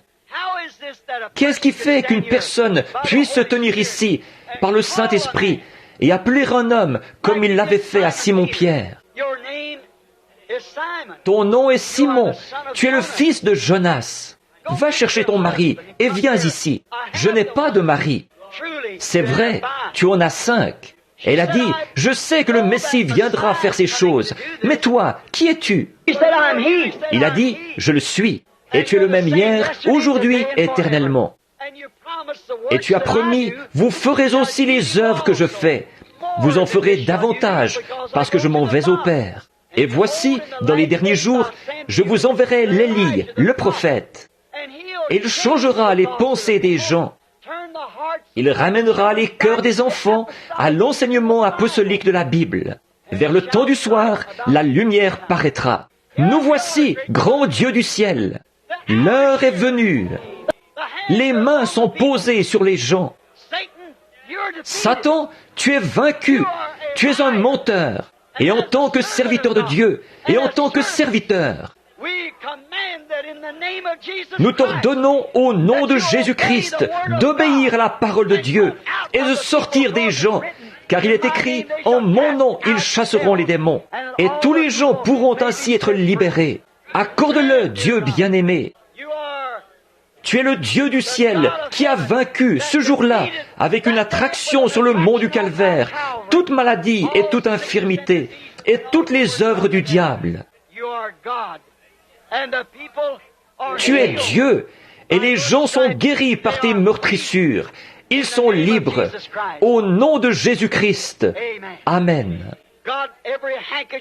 Ô Dieu, chaque mouchoir qui est posé ici, pendant que l'Esprit de Dieu est présent, pendant que l'onction de Jésus-Christ est sur les gens, et que les grands signes qu'il a promis s'accomplissent, et que la terre tremble, des tremblements de terre se produisent, ces grands signes dont il a parlé, et les Écritures qui s'accomplissent, et la lumière du soir qui brille. Je pose mon corps sur ces mouchoirs, représentant ce corps entier de croyants, de l'Est, de l'Ouest, du Nord et du Sud. Et je dis au diable, au nom de Jésus-Christ, quitte chaque patient sur qui ceci sera posé, pour l'honneur et la gloire de la parole de Dieu. Au nom de la parole de Dieu, Jésus-Christ de Nazareth. Amen. Maintenant, calmement, sainement, sobrement, et avec votre bon sens, comme croyant. Croyez-vous maintenant et acceptez-vous votre guérison de la part du Dieu Tout-Puissant, au nom de Jésus-Christ. Si oui, levez les mains. Vous tous, dans le pays, levez les mains là-bas. Chaque personne ici, aussi loin que je peux voir, a les mains levées. À l'intérieur, à l'extérieur, contre les fenêtres, aux portes, dans les nurseries, et tout autour, partout, les gens ont les mains levées. Ils l'acceptent. Satan est vaincu. Les meurtrissures de Jésus-Christ vous guérissent. Et la présence de Jésus-Christ confirme le fait qu'il est vivant aujourd'hui, qu'il est toujours capable de tenir chaque promesse qu'il a faite. Amen. Je crois en lui, pas vous? Maintenant, levons-nous. Au nom du Seigneur Jésus, nous acceptons tout ce qui a été fait ou dit. Nous l'aimons de tout notre cœur. Nous le chérissons avec tout ce qui est en nous. Maintenant, comme vous rentrez à vos maisons respectives déjà ce soir, que Dieu vous accompagne. Que Dieu vous donne le Saint-Esprit si vous n'avez pas le Saint-Esprit. Pour chaque homme, femme, garçon ou fille ici qui n'a pas été baptisé au nom de Jésus-Christ, il y a des vêtements, le bassin d'eau. Ne remettez pas à demain ce qui peut être fait aujourd'hui. Demain peut être trop tard. À chaque jour suffit sa peine. Il y a des ministres qui sont là, ils attendent, les vêtements attendent, il n'y a pas d'excuse. Vous, attendez-vous? Si oui, croyez. Peu importe comment vous avez été baptisé, aspergé, arrosé, quoi que ce soit, c'est une erreur. La lumière est venue. Venez, croyez et soyez baptisés. Tous ceux d'entre vous qui n'ont pas le Saint-Esprit, puissiez-vous recevoir le Saint-Esprit, chacun de vous, avec toute la puissance divine et l'amour qu'il vous a promis, pour faire de vous une nouvelle créature en lui. Que Dieu vous bénisse. Maintenant, jusqu'à dimanche matin prochain, 9h30, chantons ce petit cantique que nous chantions autrefois, il y a des années. N'oubliez pas la prière en famille. Jésus veut vous rencontrer là. Il prendra chacun de vos soucis. N'oubliez pas la prière en famille. Chantons-le ensemble maintenant. Don't forget the family prayer. Jesus Jesus wants to meet you there. Hey, He will take your every care. Oh, don't forget the family prayer. Maintenant, pendant que nous le chantons de nouveau, serrez la main au pèlerin qui est à côté de vous. Voyez-vous, pendant que nous le chantons. Don't forget the family prayer. Oh, Jesus wants to meet you there. He will take your every care. Oh, don't forget the family prayer. Vous l'aimez, n'est-ce pas? I love him, I love Je l'aime, parce qu'il m'a aimé le premier et a acquis mon salut. C'était ça, l'attraction sur le mont du Calvaire. La même attraction sur le mont Sunset, le mont Nebo, le mont Sinaï, toutes ces expériences qui ont eu lieu sur le sommet d'une montagne. Alors, très bien, chantons-le maintenant.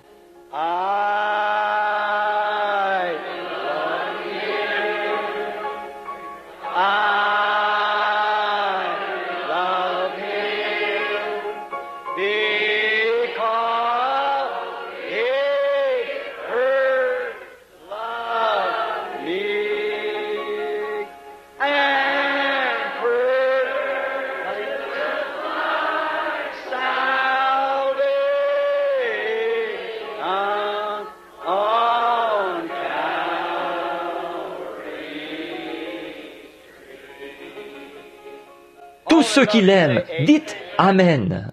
Qu'il en soit ainsi. Maintenant, pensez seulement à ce qu'il a fait pour vous. Imaginez que vous auriez pu être là-bas, dans un bar, ce soir.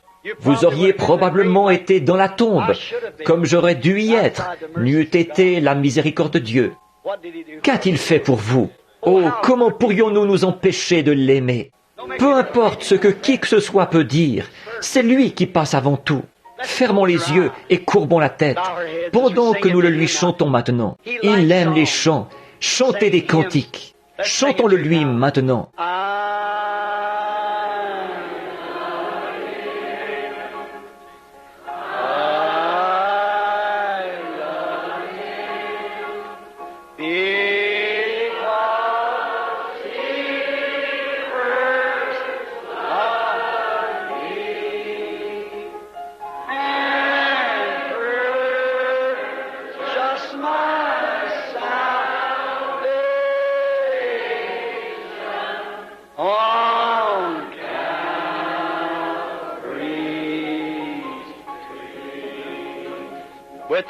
Avec nos têtes et nos cœurs inclinés dans sa présence, en reconnaissance pour ce que nos yeux ont vu, ce que nos oreilles ont entendu, ce qui est écrit dans la parole de Dieu, ce que sa promesse a été pour nous aujourd'hui.